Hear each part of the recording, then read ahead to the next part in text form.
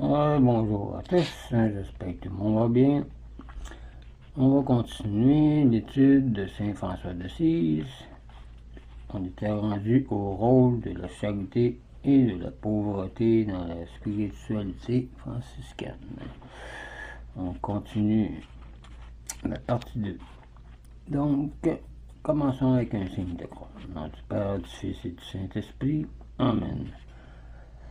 Saint François n'a pas recherché la pauvreté en philosophie ou en anachorète pour se débarrasser des soucis matériels de la vie, pour se libérer des servitudes de la richesse ou se préserver de ses dangereuses séductions, ni en philanthrope chrétien afin d'accomplir avec plus de largesse les œuvres de miséricorde qu'on parle dans Matthieu 25. Il n'a pas été guidé non plus par une idée pratique d'ascétisme, de réforme religieuse ou d'utilité apostolique, et c'est ce qui distingue sa pauvreté de celle adoptée par d'autres saints. Toutes ces considérations très justes ne lui échappent pas, mais elles ne lui paraissent que secondaires. Ce ne sont pas elles qui l'ont déterminé. Elles furent comme des preuves de raison qui lui confirmaient la révélation de l'amour d'eux. Ils aiment la pauvreté uniquement parce qu'elle a été aimée du Christ, parce que le Seigneur s'est fait pauvre pour nous en ce monde, dira-t-il dans sa seconde règle, chapitre 6. Voilà la cause vraie de son amour pour la pauvreté, car il voulait imiter le Christ en tout. Dans la première règle, il avait déjà dit « Notre Seigneur Jésus-Christ, Fils du Dieu vivant et tout-puissant, n'en a pas eu honte de la pauvreté. Il fut pauvre et vécut de monde.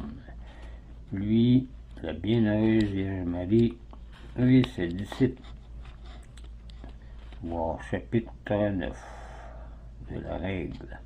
Il disait encore que les exemples de pauvreté donnés par le Fils de Dieu nous doivent guider plus que les autres religieux,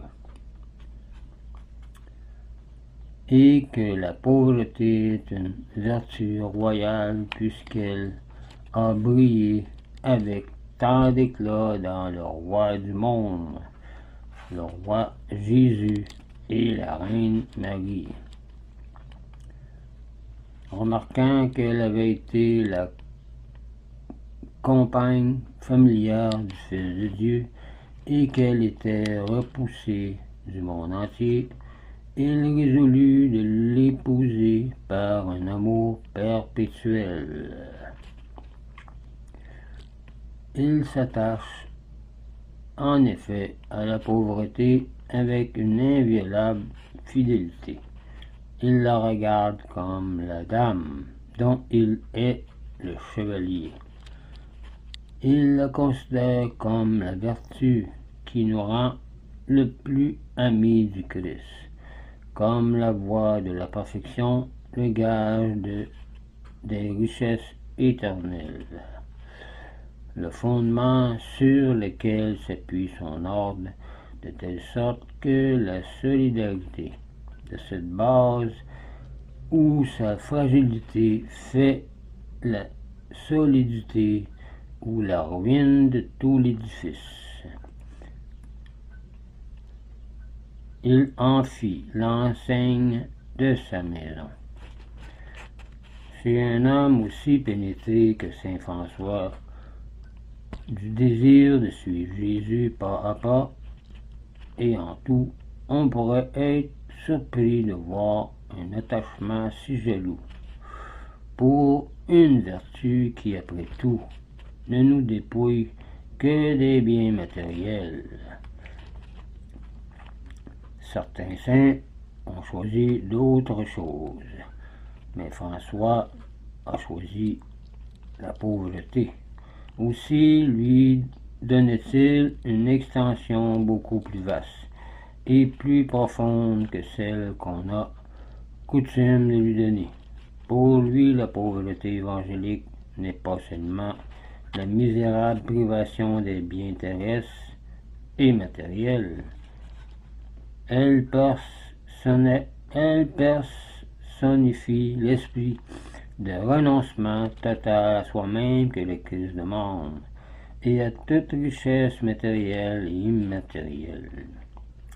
L'humilité, l'obéissance, la simplicité, la chasteté sont dans sa pensée les sœurs inséparables de la pauvreté, ou plutôt des formes diverses de la pauvreté, en faisant confiance au Dieu Tout-Puissant. Dans un court commentaire de la béatitude des pauvres, il dit « Beaucoup sont fidèles à la raison et à l'office divin, pratiquent l'abstinence et la mortification corporelle, mais qu'on leur adresse une injure, qu'on les prive de quelque chose, ils sont aussitôt scandalisés, troublés et colériques. Ce ne sont pas là des pauvres d'esprit, car celui qui est vraiment pauvre d'esprit se haït lui-même et chérit ceux qui le soufflette à la joue. Celui, dit-il encore, qui veut atteindre le sommet de la pauvreté, de la perfection, non seulement doit renoncer à la prudence mondaine, mais encore, d'une certaine façon, à la science et aux lettres, afin que, dépouillé de ses diverses propriétés, il s'offre nu au bras du crucifié. Celui-là, en effet, n'a aucunement renoncé au monde, qui réserve encore dans le secret de son cœur les cachettes du sens propre.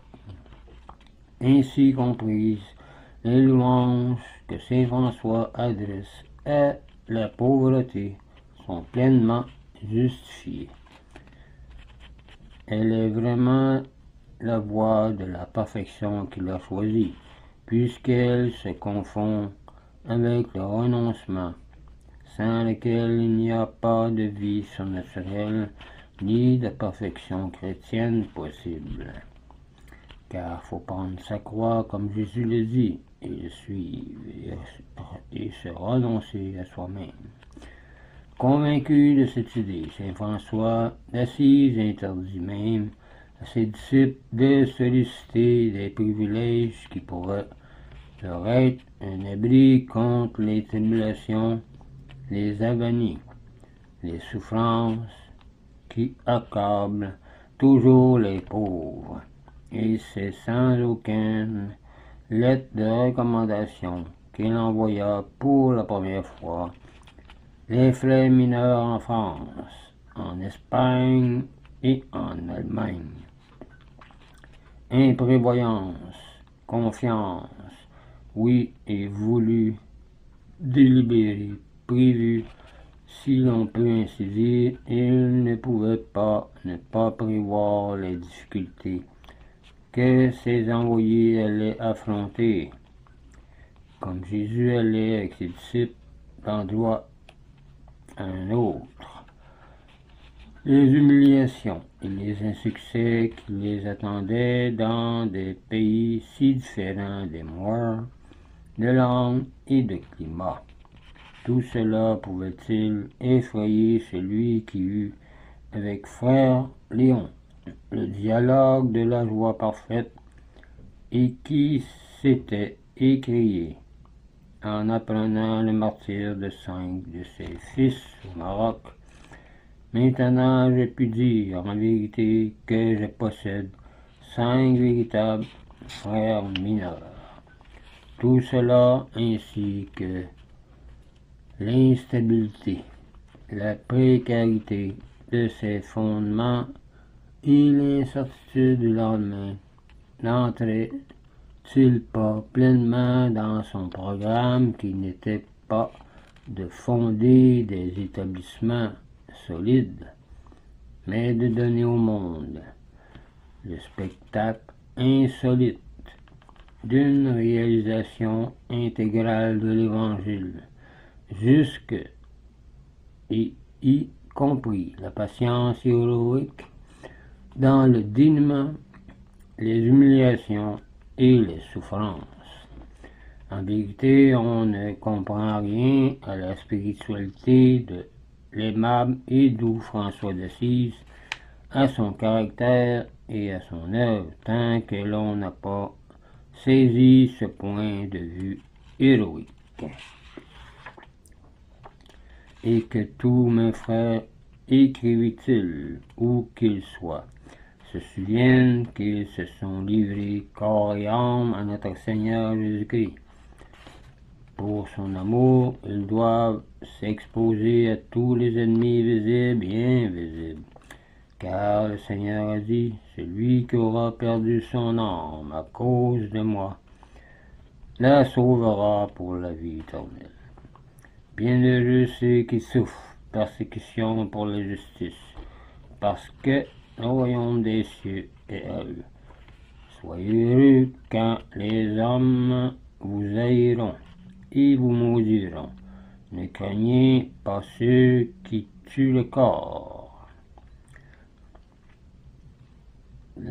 La réunion de tous ces textes évangéliques dans le chapitre 16 de la première règle, qui est en réalité Matthieu chapitre 5, les exhortations à la joie au milieu des épreuves et des angoisses, des tribulations de l'âme et du corps, voir le chapitre 17 de la règle, à l'amour envers ceux qui accablent les frères de mauvais traitements, voir chapitre 22 de la règle, son admonition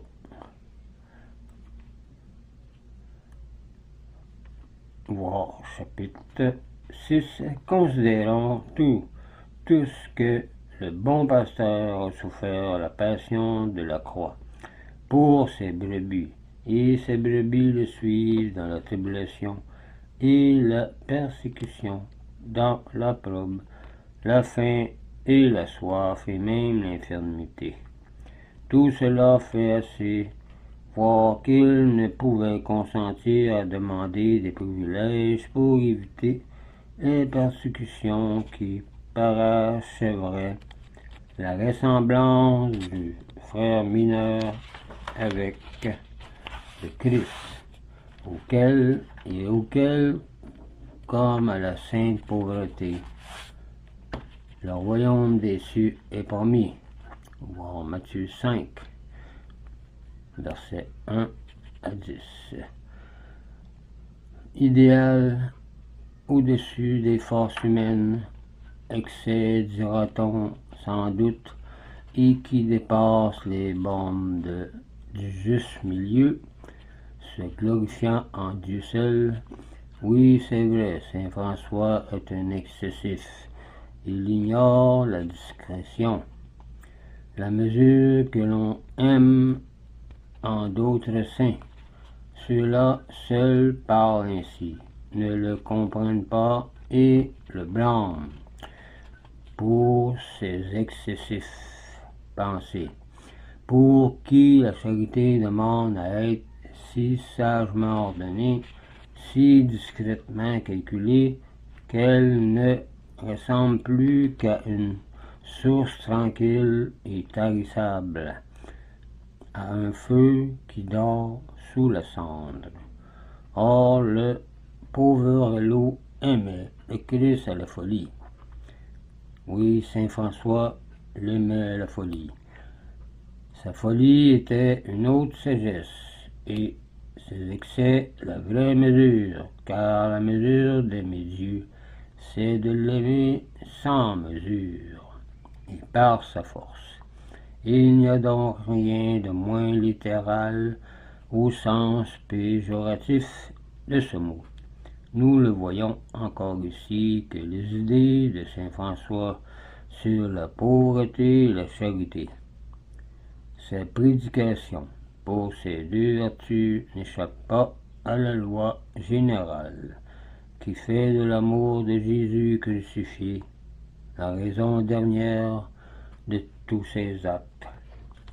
Donc, en résumé, l'idéal de vie spirituelle franciscaine particulier à saint François consiste dans la recherche de l'imitation parfaite du Christ, centre de toute la création.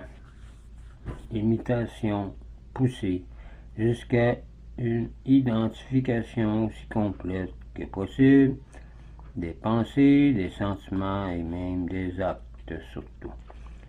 Cet idéal que résume la pauvreté la plus absolue et la charité la plus large est né d'un amour personnel et passionné pour Jésus crucifié. Cet amour prend lui-même sa source dans la contemplation habituelle du mystère de la croix de Jésus, de sa passion.